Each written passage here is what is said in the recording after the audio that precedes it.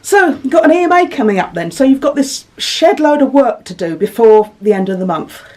Now, don't scream. I know you might want to. Well, if you do want to, just do a little one, but then let's get down to the actual work, as it's not going to go away, is it, unfortunately. And the earlier you start, the better, because it's going to take quite a bit of time. The first thing to say about it is, maybe you're relieved it's not an exam, but I'm sorry, it's not that easy an option. It isn't just a big TMA, so you are going to need to be prepared to put quite a lot of time into it.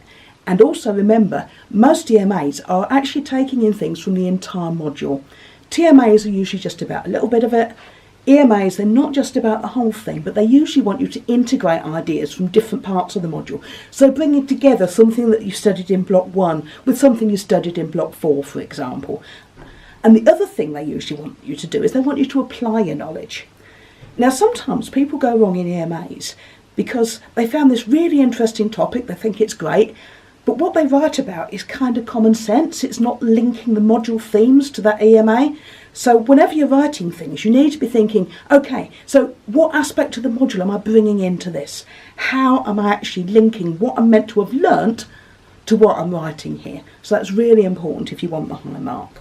Now, the other way it's not just a big TMA is that it might have some different learning outcomes and skills that it wants to assess. So check those out. Compare that to what was in the TMA, and if you're not sure about it, then obviously do ask your tutor. So, something else to be aware of, I said it's going to take time, is most people do not just do an EMA in one go. They don't just write it and then it's there and then they hand it in. Most people need to review it, they need to cut it. Well, if you're me, you need to cut it. I just write a ridiculous amount and then I have to spend ages cutting it.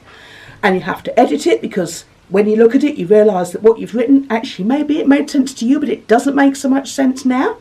Or you've cut a bit of it because of that word count, but then what's left doesn't actually read very well. So you need to allow plenty of time for that as well. And you need to allow time for proofreading. And I would suggest that you proofread better on a hard copy. Quite often it's really hard to see your own mistakes on screen. Now, another thing is to leave it a while. If I've just written something, I definitely can't see the mistakes in it. Not to mention the fact I'm sick of the sight of the thing usually. But so what's often a good idea is if you can leave it a couple of days and then come back and do your reread, do your edit, do your proofread, because maybe you're able to see it a little bit more then. And try and be objective about it. If you're cutting, it may be the bit that you're really, really fond of you have to cut. That's happened to me so many times. But look at what the question's asking, look at those assessment objectives. If it's not in there, then however much you love it, I'm sorry, it's going to have to go. Now, everyone's favourite topic, referencing. Again, sorry to use a bad word, folks. I know that's not going to make anyone happy, but what you're going to need to do for your EMA is you're going to need to double check again those module guidelines. Now, I know some tutors may be a little bit more lenient with you than others, but you don't know who's marking this EMA. It might be your own tutor plus someone else. It might be someone else entirely. So read those module guidelines really carefully on the referencing and take the time to get it right. And don't forget, not just about getting the format right, but as well as referencing quotes, if you've only got an idea or a fact or a concept from that particular source, don't forget about referencing that one as well. Now, final thing to say, of course, is don't panic. We know, don't we, that it can be horribly difficult to start these things. You've got to write this great big long thing and you don't know where to start. Don't forget, you can just start in the middle. Get something on paper. Even if the first thing you write is nonsense, get something down and then it is easier to write more things. A blank sheet of paper staring at you or a blank screen staring at you really, really doesn't help. Now, a few practicalities.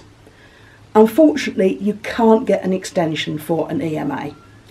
If things have gone really badly wrong, then you might be able to get a discretionary postponement. That would mean that you'd take it again at the next session. That's when people with resits would take theirs. But you need pretty strong evidence for that, not just, I'm a bit unprepared. But you need to talk to your SST if you think that might be a thing. So an EMA does have a grace period, just like the TMA. So the official due date is midday, but you have up to 23:59:59 to actually submit it.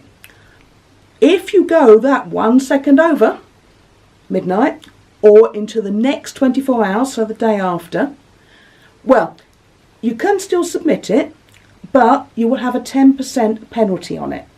Okay, so if you haven't actually managed to submit anything at all by the deadline, of course submit it the next day. But don't go overwriting your one that was on time with a new one the next day unless you're really prepared to take that 10% penalty. And of course, if something's gone wrong in the time leading up to your EMA, something, you've been ill, you've had some difficult family circumstances, do put in a special circumstances form. They do look at those when they're awarding grades. It's not going to catapult you from a 40 to a 90, but if you're just on a grade boundary, it can make a difference. So best of luck, everyone. You can do this. Don't panic.